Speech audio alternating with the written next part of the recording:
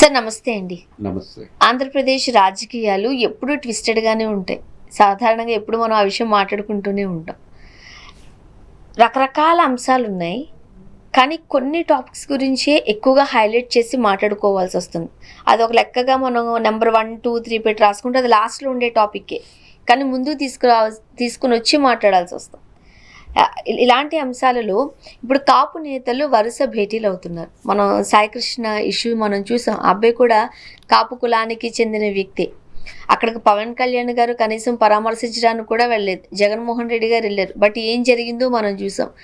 And తోట త్రిమూర్తులు గారు, అంబటి గారు, కన్నబాబు గారు వీళ్ళందరూ జగన్మోహన్ రెడ్డి గారిని కలవడం ఏదో జరుగుతోంది.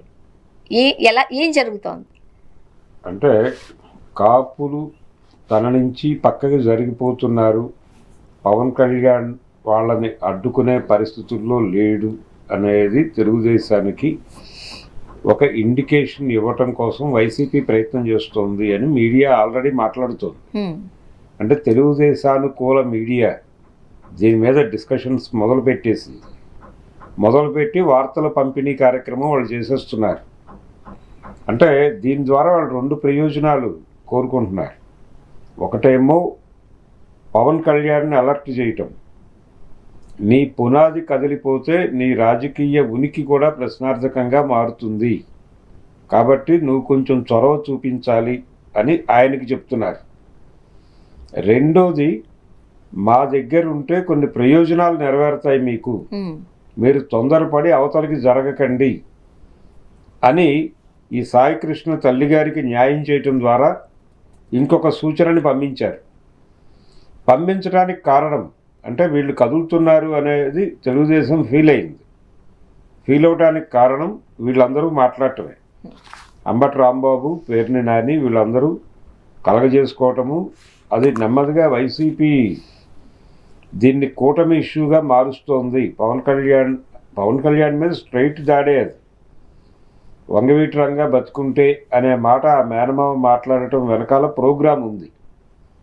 అందుకని రేపొద్దున ఆయన ఏ క్షణమైనా, ఇప్పటికీ తెలుసు ఆంధ్రప్రదేశ్ కాపుల్లో చాలామందికి వంగవీటి రంగా హంతకుడు ఎవరు అనేది తెలుసు. ఆయనే స్వయంగా ముఖ్యమంత్రి చంద్రబాబు నాయుడు గారే రేపో ఎల్లుండో ఏ క్షణమైనా వెళ్ళి రంగా గారి విగ్రహానికి దండేసినా ఆశ్చర్యం లేదు. అంటే ఇప్పటి వరకు ఆయన కొంచెం సెన్సిటివ్గా ఆలోచిస్తున్నాడు.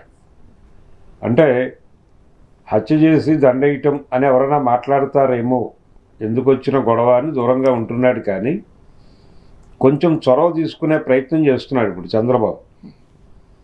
పవన్ కళ్యాణ్ని బైపాస్ చేసి కూడా, అంటే పవన్ కళ్యాణ్ క్యాపబిలిటీ ఏమిటి అనేది ఆయనకు అర్థమవుతోంది. అంటే పవన్ కళ్యాణ్ ఇన్ఫ్లుయెన్స్ కోల్పోతున్నాడు ఆ కాస్ట్ మీద అనేది ఎక్కడో మొదలైంది. ఇది పెరగకుండా చూసుకోవాల్సిన బాధ్యత పవన్ కళ్యాణ్. అందుకని అతన్ని హెచ్చరిస్తూ తను కొంచెం చొరవ తీసుకుంటూ కాపులకు ఏదో న్యాయం చేస్తున్నట్టు నటిస్తూ ఆ ఓట్ బ్యాంక్ కదలకుండా ఉండటం కోసం ఆయన స్కీమ్స్ ఆయన వేస్తున్నాడు. ఓట్ బ్యాంక్ రాజకీయాలే ఇవన్నీ. ఇది ఒక వర్షన్.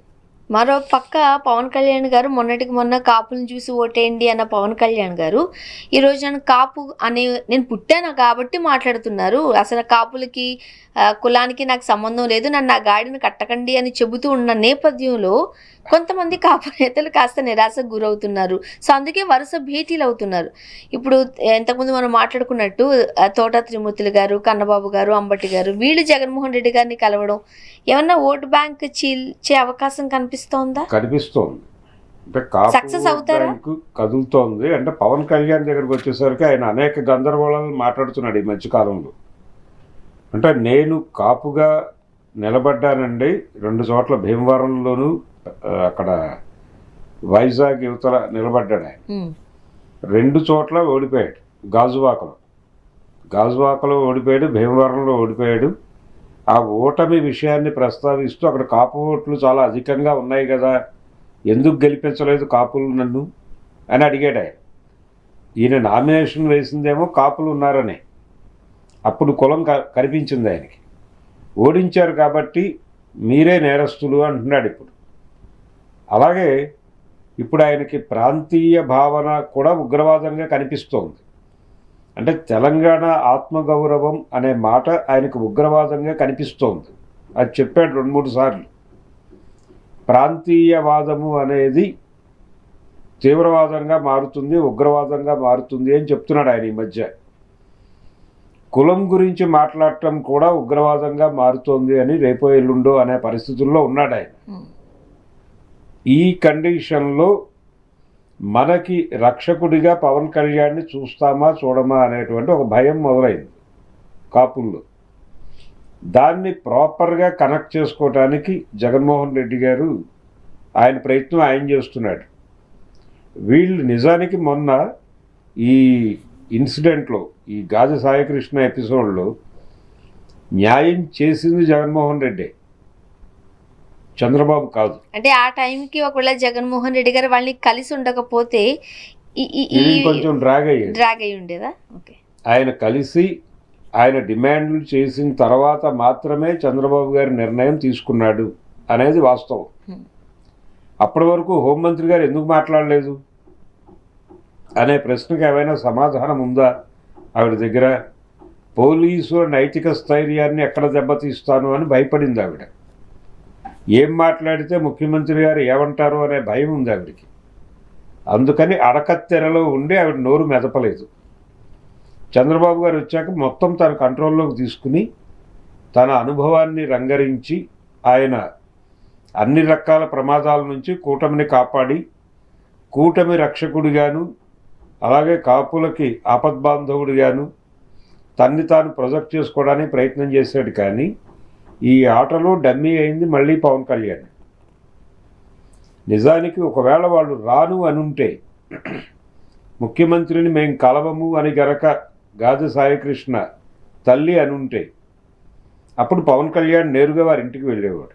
ఇప్పుడు ఏదైతే ఉన్నాయో అప్పుడు పవన్ కళ్యాణ్ గారి చేతుల మీదుగా వెళ్ళుండేవేమో. అంతే, ఆ ప్రయత్నం జరిగేది. ఇప్పుడు ఆ పరిస్థితి లేకుండా నేరుగా చంద్రబాబు నాయుడు గారే కాంటాక్ట్లోకి వచ్చేసాడు. కాబట్టి పవన్ కళ్యాణ్ అనే వ్యక్తిని ఇప్పుడు టోటల్గా సీన్లో నుంచి పక్కకి జరపటం కనిపిస్తోంది. కాబట్టి ఇప్పుడు కాపుల్లో తెలుగుదేశం స్టాండు లేదంటే వైసీపీ స్టాండు అనే క్లారిటీ వచ్చేసింది. అంటే జనసేన అనేది అక్కడ ఎలిమినేట్ అవుతోంది ఆ కాస్ట్ గేమ్లో నుంచి. ఇది పవన్ కళ్యాణ్ అర్థం చేసుకుంటే ఆయన ఇంకో పద్ధతిలో ప్రవర్తిస్తాడు. కానీ ఆయన ప్రయారిటీ కూడా మారిపోయింది. ఆయన నెమ్మదిగా జాతీయ రాజకీయాలు, జాతీయ పదవుల వైపు డ్రైవ్ మొదలయ్యాడు. ఎందుకు మన హైదరాబాద్లో కూడా పార్టీ కార్యాలయాన్ని స్టార్ట్ చేశారు. కర్ణాటక, తమిళనాడు, కేరళలో కూడా మేము 5 రాష్ట్రాల్లోనూ కంటెస్ట్ చేస్తామని చెప్పేశాడు. అంటే ఒక ప్రాంతీయ పార్టీ నుంచి జాతీయ పార్టీగా అవతరించేలాగా కనిపిస్తోంది. అంతే, ఆయనకి ప్రాంతీయ ప్రయోజనాలు ఉగ్రవాదం.